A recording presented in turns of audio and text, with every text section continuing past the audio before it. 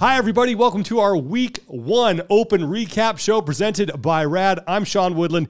He is Tommy Marquez. 24.1 is now not yet officially in the books, but that workout did everything that I think a first open workout should do. It was easily accessible. It was terrible. Yeah, I'm still shaking off my lungs. And it was more or less not a problem for affiliates to pull off. Yeah, you know, a lot of eyes are always on the first open workout and what's going to come down the pipe. And sometimes that actually can dictate sometimes how much signups bolster or maybe don't jump as much as you would expect depending on what the programming and how accessible it is. But I thought it was great, and seeing it play out in our affiliate over at CrossFit West. We hosted Annie Sakamoto's gym, CrossFit Santa Cruz Central, because they don't have a place during the weekends to use. And that was just the perfect type of test for everyone. We had athletes across all divisions, all the way up to the 65 plus. Yeah. Honestly, it was an awesome test of capacity. I'm still hurting from it. Yeah, it was a rough one, watching a lot of people suffer through that. Here's what we are going to do today. We'll take a look at the top men's and women's scores from 24.1. We will show you what went down at CrossFit South Brooklyn. That's where R.A.D was. They helped that gym put on a great Friday Night Lights event. Lauren Khalil was there. Noah Olson was there, so we'll get to hear from both of them. And we will also just talk about some of the top stories that came out of the first week of the Worldwide Open. But first, we want to thank our presenting sponsor for the show. That is R.A.D. You can scan the QR code on your screen, or you can go to rad-global.com to check them out. And again, I mentioned that awesome event that they put on at CrossFit South Brooklyn. You know, Friday Night Lights are fun anyway, but when you get someone, a brand like R.A.D. that comes into your gym and helps you elevate it, it just makes it all that much better. And it's a cool way of highlighting the good stuff that happens in affiliates, right? You know, it's one thing for, you know, brands to be out there in the community, but really to take a centerpiece of what has made the Open so special for so long in those Friday Night Lights, going to an affiliate like South Brooklyn that has been there for since the beginning, and really just try to elevate the experience for the members. I think that's a nice blend of a brand really setting a good foot forward as far as what you can do at this stage of the season. And they're going to have one of those every week of the Open. The next one will be down in Southern California at CrossFit Paradiso, and then week 3 will be in London, and Tommy's going to be at both of them, but we'll have more on that later in the show. But right now, let's get to the scores from 24.1, and we will start on the women's side. Here's where we stand as of the recording of this episode. Miriam Van Roer out of Switzerland with the best time, a blistering mark of 5 minutes, 39 seconds. Julia Hannaford, she puts up a fantastic time as well. You have some games vets up there like Fisa Gaffi, Sayar Kaya, Jamie Simmons, Freya Moosberger, and how about a quote-unquote retired Kristen Holta? She had a time right now of 6 minutes, 2 seconds. But Miriam Van Roer, when you dive into what her background is a little bit, no shock that she put up a solid score here. Yeah, her score was up pretty early, and a lot of people were looking at it. Is this legit? That's kind of the game you play when a score like that shows up at the top of the leaderboard. And you looked at, she's finished fairly high in the Open in years past, just a couple of years ago in 2022. But a lot of her focus since then has really been focused on high rocks. She's competed in different functional fitness competitions over in Europe. Then she went and competed at High Rocks, set a world record for the doubles High Rocks competition, was the European champion, finished 3rd at Worlds, took a bronze medal, so is really focused on aspects of competing in that sport. But when you take a look at a lot of what they do, a ton of body weight movements, a lot of light loading for weights, this fits right in for her to be able to stomp the gas. And she put her video up early, and so far it looks like it's holding strong. Let's turn our attention now to the men's side of things, where it's Colton Merton's turning in the top time. 5 minutes, 19 seconds, a blistering fast time. Taylor Self, he's second best at 5 minutes and 40 seconds, edging out Colin Boshard by just 1 second. And then there are some familiar names up there like Luis Oscar-Mora, Bailey Martin, Will Morad, Austin Hatfield, and some others as you work your way down the top 20 there. But Colton Merton's no surprise given his strengths and what he's done in the past that he puts up the top time. And if you're wondering about Taylor Self, look, if you know about this guy, this is not a shock that he put up one of the top times in the world. And it was an impressive performance. He looked like a man possessed the entire time. And for some people who are looking at his games profile, you may not see any games appearances.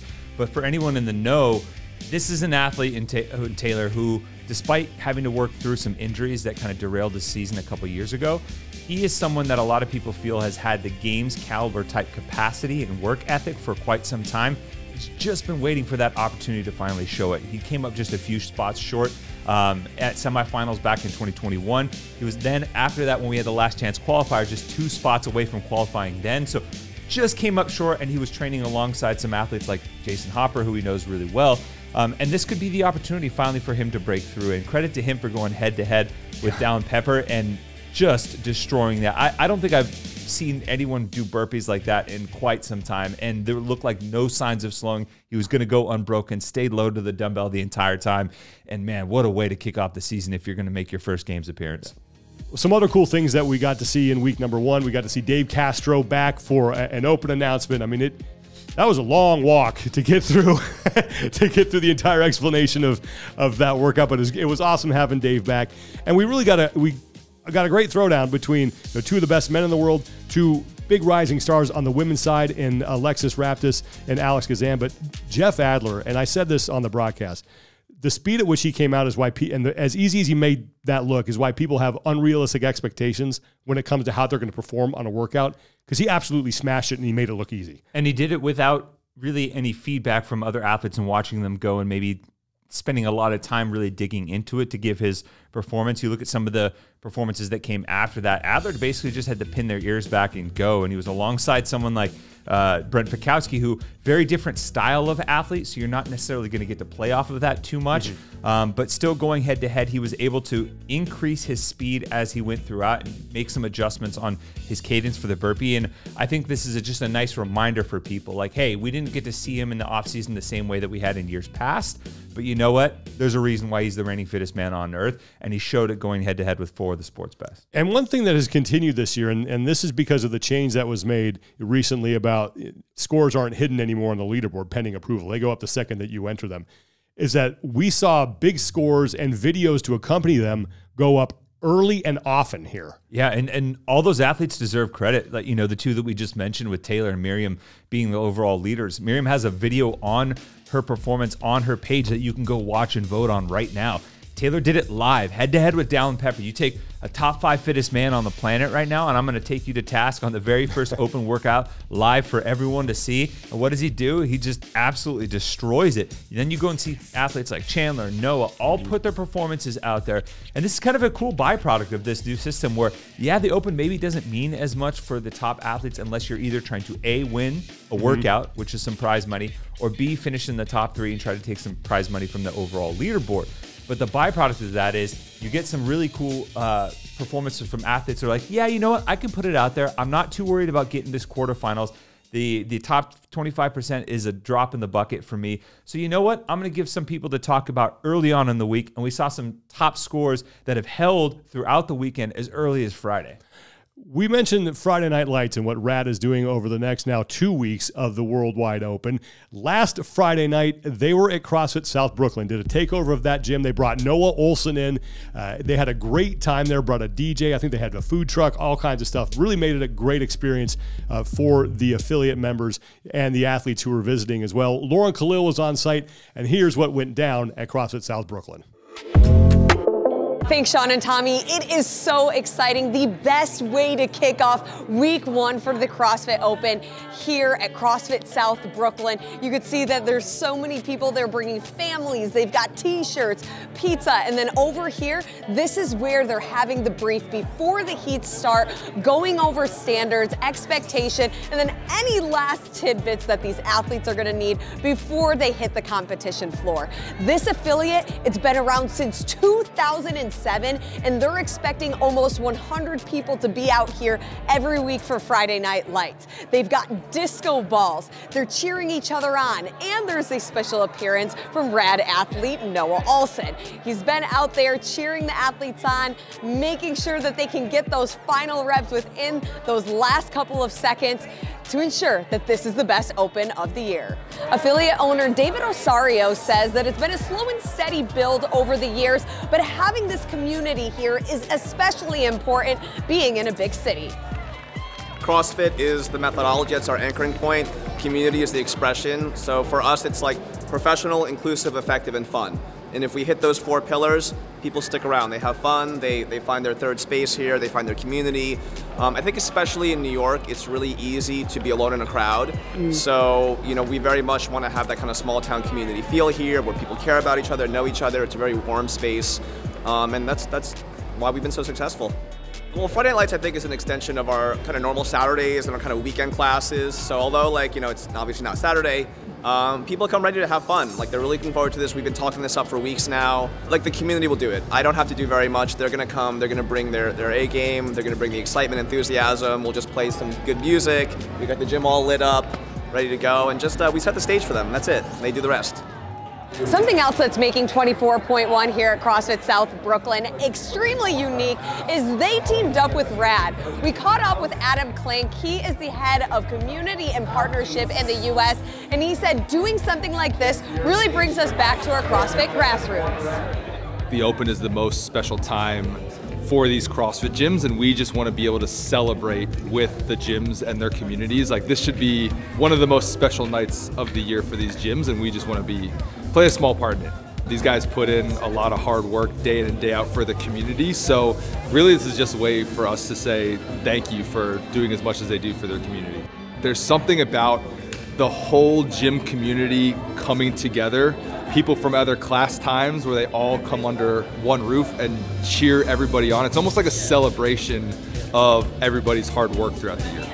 And if R.A.D showing up wasn't enough to really level up the Friday Night Lights, CrossFit Games athlete Noah Olson, who currently has one of the best times, one of the top times across the world, is here to not just give us tips, but also talk about how he didn't think the workout was that hard. Some people for sure are gonna hate me for saying this, but that was probably one of the easiest open workouts I've ever done. Neither of those movements are incredibly taxing to my style of fitness. Like, there's a lot of other things out there that I could do that would crush me, but those 2 movements, I feel like I can just turn my brain off and keep going nonstop without a whole lot of interference. So if you start smooth and halfway through, like, okay, I feel pretty good, you can pick up the pace and not like regret being too conservative the whole time. So that would maybe be best general advice, like start smooth, put the pedal down at the end if you can. What a way to kick off 24.1. We want to thank CrossFit South Brooklyn so much for inviting us into their affiliate. All of the members, the judges, the coaches have been excellent. Thanks to R.A.D for allowing us to do this, and we will see you next week. Tommy is going to be on the road over in his neck of the woods. Big thanks to R.A.D for hosting that event at CrossFit South Brooklyn and letting Lauren tag along and check out what that was all about. You're going to be down in CrossFit Paradiso for 24.2 and that Friday Night Lights. And I mean, it's not going to be all fun and games for you because you're getting roped into a matchup with one Adam Klink. Yeah, we're going to be bringing up the rear on the last heat with the 100 kilo plus category between me and him. We're apparently going head to head. He's already kind of called me out a little bit when we were in our communication. So I'll be down there. I'll be hanging out with Kelsey Keel and the whole R.A.D crew at Paradiso CrossFit. We'll be amping up their Friday Night Lights and what they do down there in LA. And then hoping to maybe, you know, improve a little bit off of Lauren's live stream performance. I know she put herself out there and threw down in 24.1. I'm going to try and do that this time with 24.2. So any tips and tricks that we'll be putting out there from Kelsey as well, I might have to lean into that one a little bit and have a blast. I love that we're just amplifying what these affiliates are doing and that R.A.D's partnering with it. And I got 2 chances. I got this week and next week to go head to head with some of the R.A.D crew and hopefully not fully embarrass myself. Well, if you haven't already, you can go to rad-global.com or scan the QR code on your screen and check out all the great stuff that they have to offer, including these R.A.D One trainers that we have on the desk right now. Super comfortable. You guys definitely want to give those a shot if you haven't already. Well, that's going to do it for us. Once again, we want to thank R.A.D for having Lauren Khalil out at CrossFit South Brooklyn and letting her be part of that whole festivity. This Friday, stay tuned to our social media because you'll have stuff from Tommy all night long on that. And then, of course, we'll have our recap show again on Monday as we recap everything 24.2 and then take a look at what might lie ahead for 24.3 as Tommy heads to jolly old London for that Friday Night Lights. So that's going to do it for us, everybody. Thanks so much for watching. For Lauren Khalil and Tommy Marquez, I'm Sean Woodland. Take care of each other, be better, and good luck with 24.2.